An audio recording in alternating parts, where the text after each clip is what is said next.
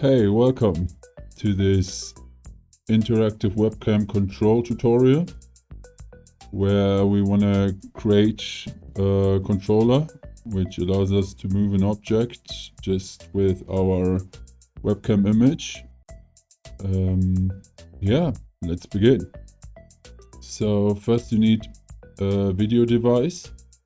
In my case I already have one, but you can use the video device in for your webcam. This will be a problem for me now because I use the camera somewhere else, but you use this.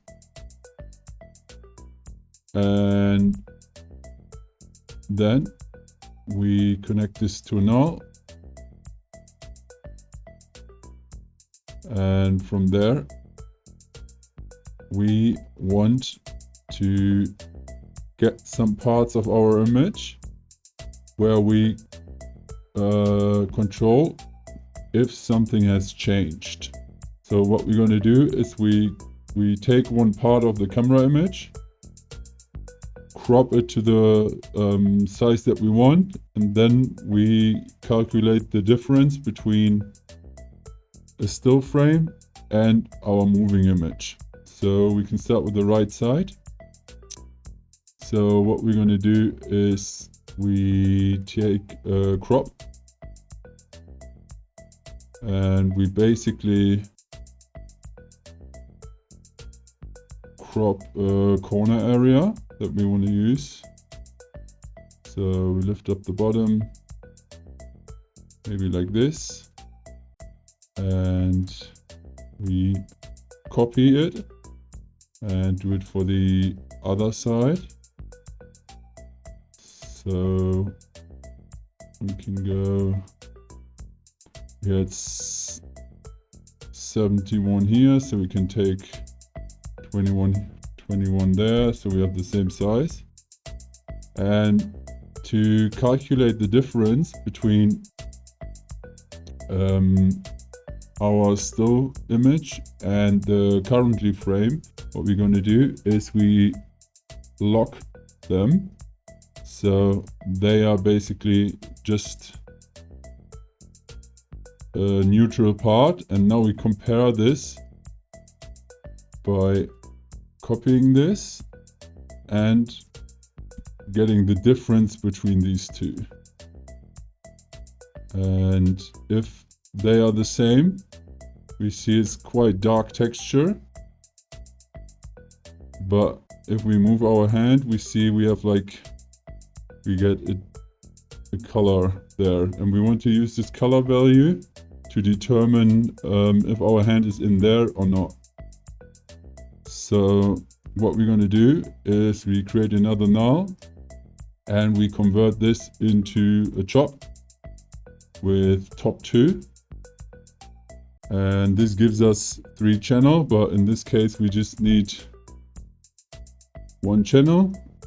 And we see that we have like some changes there, but what we can do to just get a single value, because now we have like, yeah, 269 samples, and this is kind of like too much data that we don't need. What we can do is insert between the difference and the null.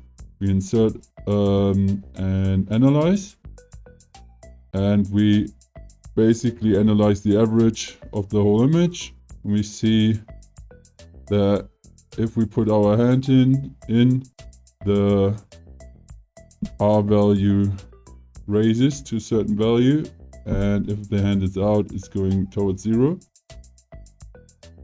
To make this a little bit more performant, what we can do is we can use a resolution and lower the size, so the machine has a little bit less to calculate. So what we do is we add a resolution top, we go to output resolution and go, for example, to 8th. So we have a way more pixelated image, and we see we have like less pixels we have to compare. So what we want to do is we want to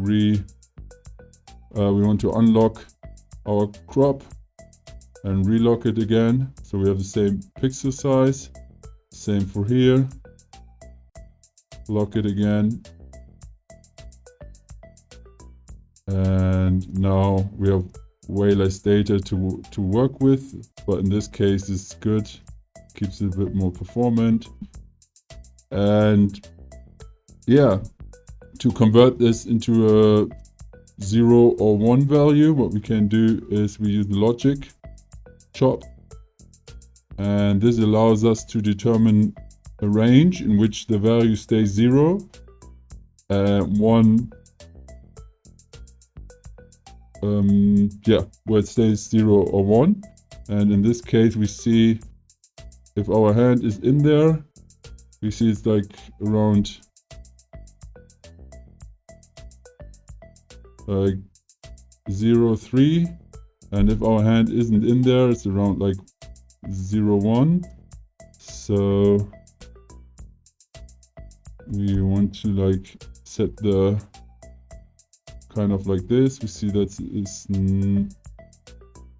not enough because I also don't have the hand in, and now we see if my hand is in, we have 1. If my hand is out, 0.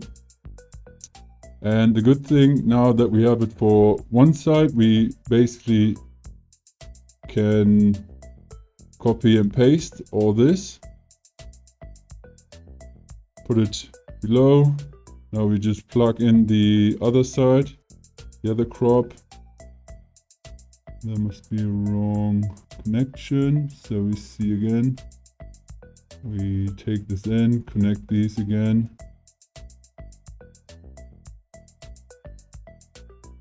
And we check that we have the right nodes connected.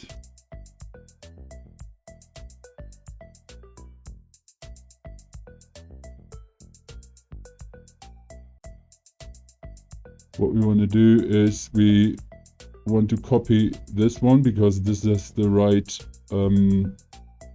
values for the corners. And now we unlock it, and now if we put our hand in the area, we see we get the same logic here. And now this gives us the values for the left and the right side. And what we want to do is we basically want to go to the left side, we want to go into the negative direction. And if we go to the right side, we want into the positive. So we use a math chop and we multiply it by -1. So we get a -1 instead of a 1 and 0. And now what we can do is we basically use a math chop and add these two channels together with combine chops. So combine chops allows us to combine two channels that come from two different chop operators, and we can add them together. So if I'm on the left side, I get -1. If I'm on the right side, I get 1. And this then we can use to control or create, we can use it to create a speed value. So it counts up in the positive range if I'm on the left, and it goes negative into the negative range if I'm on the left. But because in the top world we don't want that our image goes out of the borders of the top, we want to limit this with a limit clamp, and we go with a range minimum -0.5 and maximum 0.5. So this value always stays in the range, and our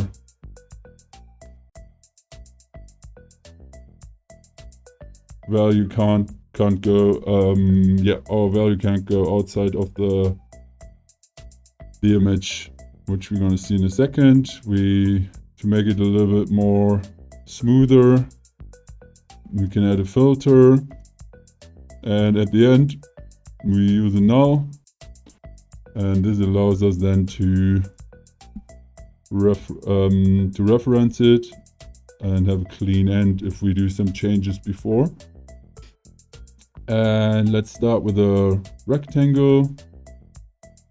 We can set the resolution to parent panel size, which in this case is 1280 to 720.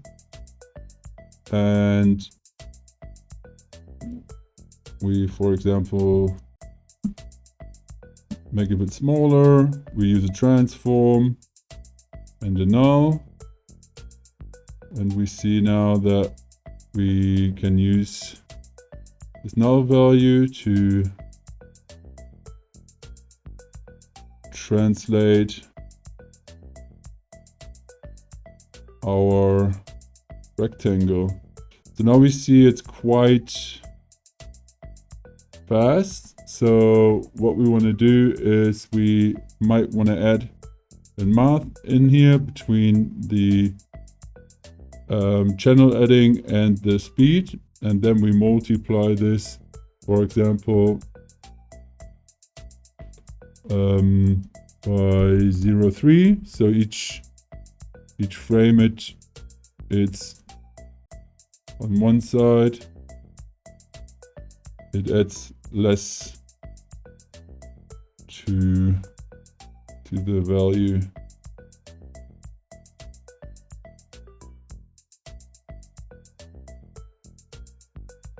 So yeah, that's basically the interactive logic. And yeah, what I would recommend is you ask a friend, you does some fun drawings, you take them, use an alpha background, do the same logic with the crop. So you cut out the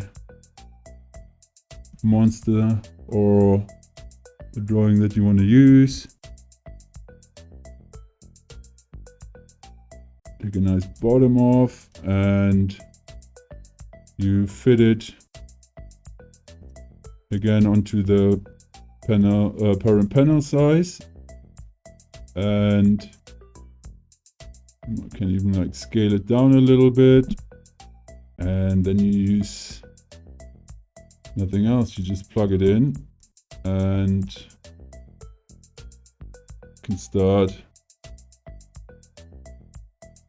moving your character around. We also can, for example, show every time we have our hand in that area, we show one of the characters, so we see that we're actually triggering. So we copy and paste that, or we just copy the crop 2 times, and now we crop out something new. We can take, what should we do? Let's take the little heart and crop it properly out. Top. See how far we are there.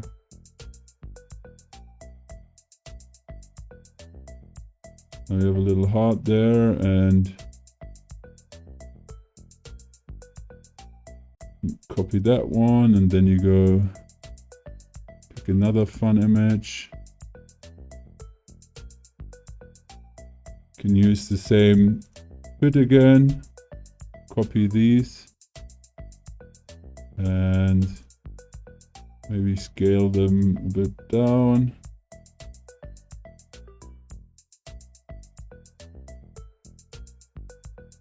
Because the heart is on the left side, and the lemon on the right side.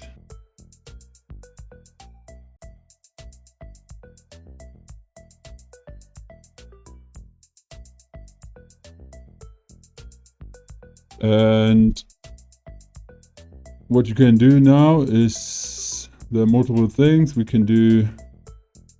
For example, a level, or we also could use another transform to scale them, but we use a level here.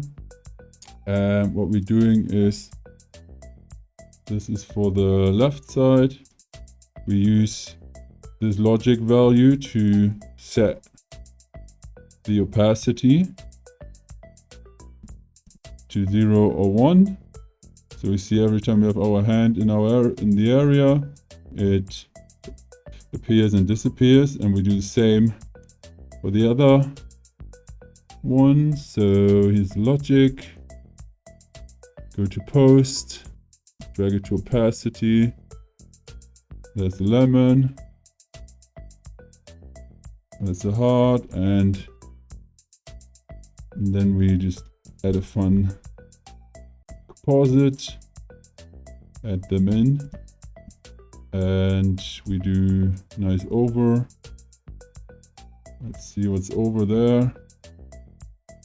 And now we have our fun monster moving from left to right.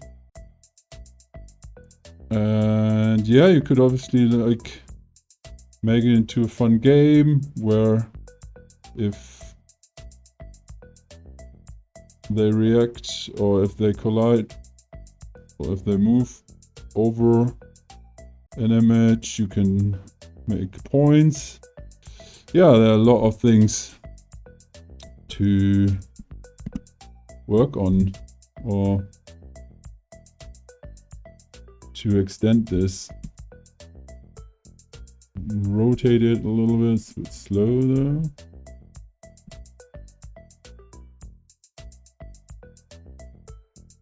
And the end. So we have a black background, we had a transform and activate comp over background. And there's our fun little webcam controller.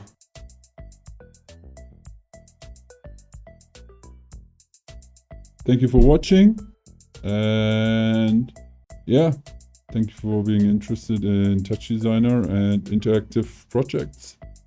Have a great day.